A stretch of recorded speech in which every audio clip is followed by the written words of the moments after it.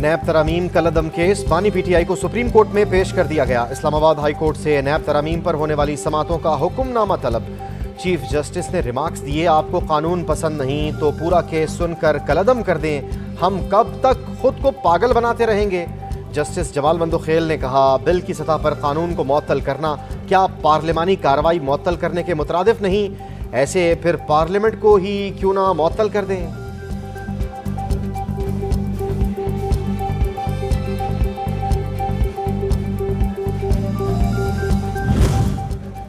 हमें कहा जा रहा है कि पगड़ियों को फुटबॉल बनाएंगे। जस्टिस अतर मिनल्लाह के रिमार्क्स, कहा ऐसे कहने वाले दर हकीकत खुद को एक्सपोज कर रहे हैं। क्या आप अपने प्रॉक्सीज के जरिए हमें धमका रहे हैं? आपने ये भी करना है तो कर लें। करप्शन के खिलाफ मजबूत पार्लियामान, आजाद अदलिया और बेखौफ लीडर का होना जरूरी है।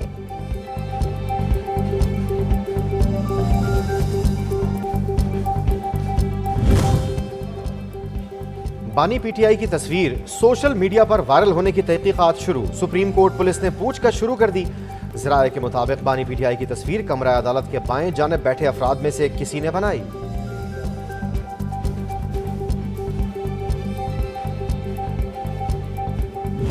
अगर मैं करता तो मैं इसको तस्लीम नहीं करता।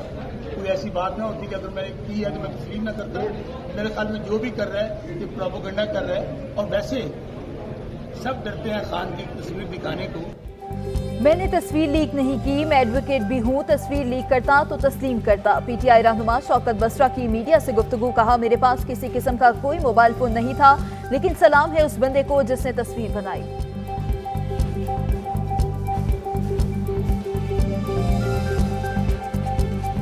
वो जो बानी पीटीआई है वो लाडले हैं, लाडले। और मैं बिल्कुल खुल के बता रहा हूं, इमरान खान गिरफ्तारी से लेके आज तक ये मैं समझता हूं कि अवाम के आंखों में धूल झोंकी जा रही है। कोई बहुत बड़े एक मास्टर प्लान कहीं पे ये तैयार हुआ है। वजीर इत्तलात सिंध शर्जील मेमन कहते हैं, बानी पीटीआई लाडले हैं। बानी पीटीआई की लॉन्चिंग, गिरफ्तारी और फिर जमानतें, ये कहानी कहीं और लिखी जा रही है। बानी पीटीआई गिरफ्तार होता है तो इस्राइली पार्लियामेंट में मजम्मत होती है। बानी पीटीआई को रिहा कर दें, लेकिन आसिफ जरदारी के 14 साल जेल का हिसाब कौन देगा?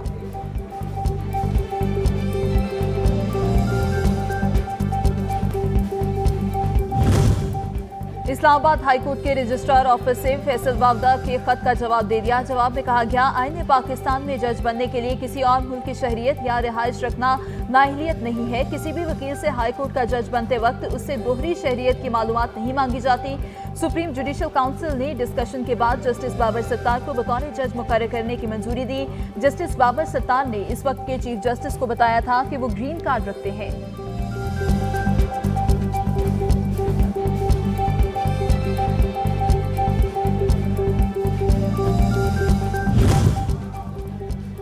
मेरी तमाम जायदाद डिक्लेयर्ड है। इलेक्शन के गोशवारों में हर चीज़ वाज़ेह है। वफाकी वज़ीर दाखिला मोहसिन नकवी की मीडिया से गुफ्तगू, कहा मुल्क में बिजनेसमैन होना गाली बना दिया गया है। इस बात से तासुर मिलता है कि मखसूस तबके को निशाना बनाया जा रहा है।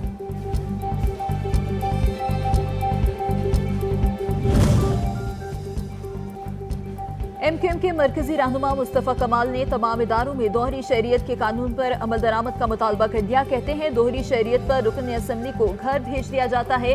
तमाम इदारों में दोहरी शहरियत के कानून पर अमल होना चाहिए। तासुर दिया जा रहा है कि अदलिया और फौज के दरमियान जंग चल रही है। किसी चीज ने हमें जोड़ रखा है, वो हमारी फौज ही है।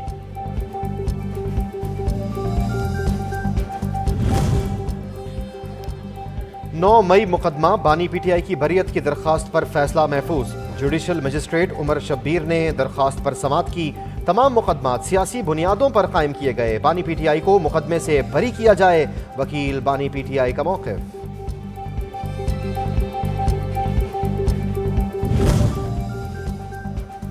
बानी पीटीआई की 6 और बुशरा बीबी की एक जमानत की दरखास्त पर 20 मई को दलाल तलब। एडिशनल सेशन जज मोहम्मद अफसल मजहूका ने केस की समाअत की। बानी पीटीआई की जानिब से खालिद यूसुफ चौधरी और सरदार मसरूफ एडवोकेट पेश हुए। अब तो हाजिरी से इस्तिस्ना दे के भी दरखास्त जमानत का फैसला दिया जा सकता है। जज अफसल मजहूका।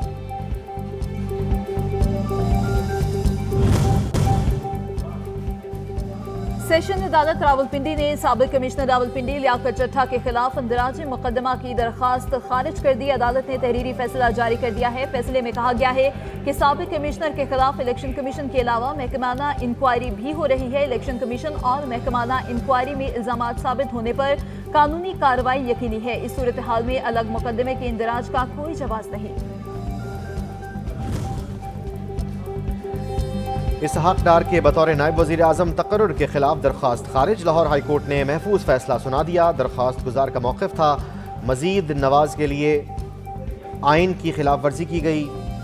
अदालत ने इस्तफसार किया कि नायब वज़ीर आज़म को कोई तनख्वाह मिल रही है, जिस पर वफाकी हुकूमत के वकील ने बताया कि इसहाक डार को सिर्फ वज़ीर ख़ारजा ही की तनख्वाह मिल रही है।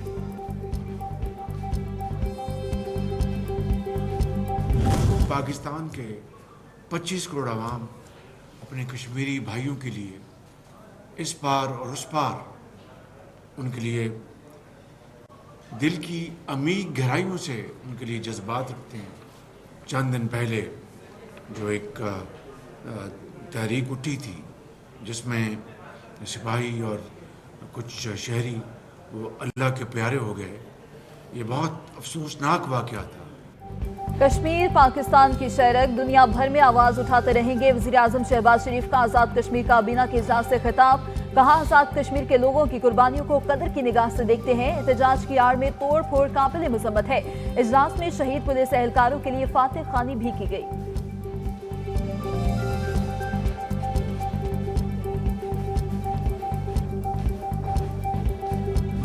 25 रुपए से 20 रुपए से रोटी अब 12, 14, 13 और 15 रुपए पे आ गई है माशाल्लाह। जो गंदम खरीदने में करप्शन के अंबार लग जाते थे, मैंने वो रास्ता बंद कर दिया अल्लाह के पास। और कहते हैं गंदम का बहरान आ गया है, ये नहीं हो रहा, वो नहीं हो रहा। कोई गंदम का बहरान नहीं है फूल नगर वालों। गंदम खरीदारी में करप्शन का रास्ता रोक दिया। सूबे में गंदम का कोई बहरान नहीं। हर किसान को कार्ड के जरिए 1.5 लाख रुपए मिलेंगे।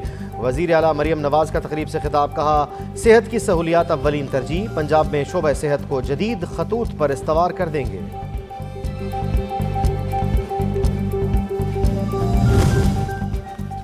गंदम की खरीदारी न होने पर जमात इस्लामी का लाहौर में किसान मार्च। हाफिजाबाद से किसान बोर्ड के नायब सदर इमादुल्लाह चट्टा गिरफ्तार कर लिए गए। गिरफ्तारी से पहले वीडियो बयान में कहा, हुकूमत पुरअमन एहतजाज से खाइफ है, ओछे हथकंडों से एहतजाज नहीं रुकेगा।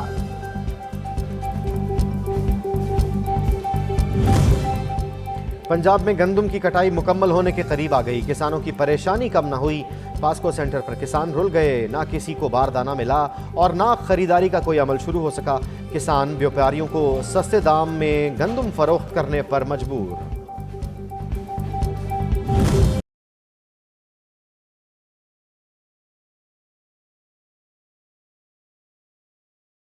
सार्फिन पर 310 अरब रुपए का मजीद इजाफी बोझ डालने की हुकूमती तैयारियां। आइंदा माली साल के लिए बिजली की बुनियादी टैरिफ में 5 रुपए फी यूनिट तक इजाफे का इम्कान है।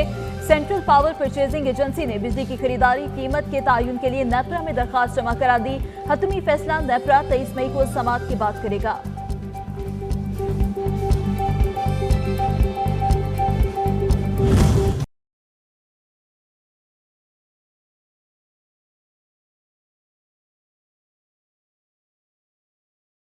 महंगाई के सताए अवाम के लिए बड़ा रिलीफ। पेट्रोलियम मसनूआत की कीमतों में बड़ी कमी कर दी गई। पेट्रोल की कीमत में 15 रुपए 39 पैसे की कमी। लाइट डीजल 7 रुपए 88 पैसे, जबकि मिट्टी का तेल 9 रुपए 86 पैसे सस्ता। कीमतों का इतलाक आइंदा 15 रोज के लिए होगा।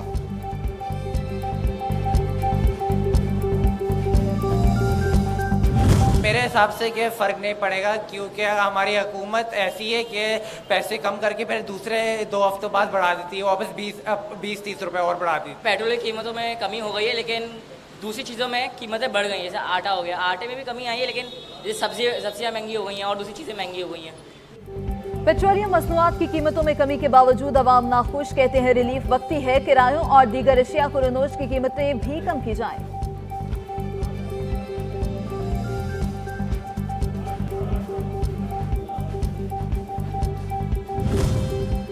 जालिमाना लोड शेडिंग नामंजूर। 20 से 22 घंटे बिजली की बंदिश से टांक के शहरी आजिज आ गए। डीसी ऑफिस के सामने ढोल की थाप पर एहतजाज रिकॉर्ड करवाया। डेरा इस्माइल खान में तवील लोड शेडिंग से सताई खवातीन सड़कों पर आ गईं। मुजाहरा करते हुए वापडा हुकाम के खिलाफ नारेबाजी।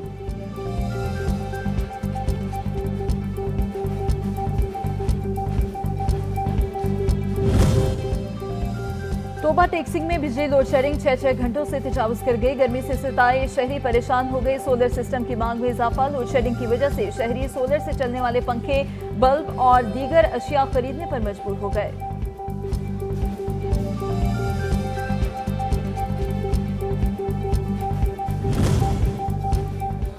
हीट स्ट्रोक का खदशा। फैसलाबाद में इंतजामिया का गर्मी वाले अस्पतालों में इमरजेंसी काउंटर लगाने का फैसला। सीईओ हेल्थ ने तमाम अस्पतालों के सरबराहान को मरासला भिजवा दिया। शहरियों के लिए आगाही, मवाद आवेजा करने की हिदायत। मुल्क के बेशतर इलाकों में आज मौसम गर्म और खुश्क रहेगा। शुमाली वजीरिस्तान में तेज हवा और गरज चमक के साथ चंद मकामात पर बारिश का इम्कान है। गुज़िश्ता रोज दादू 49 सेंटीग्रेड के साथ मुल्क का गर्म तरीन इलाका रहा। NDMA के जनूबी इलाकों में रवा माह और जून के महीनों में हीट वेव की पेशगोई।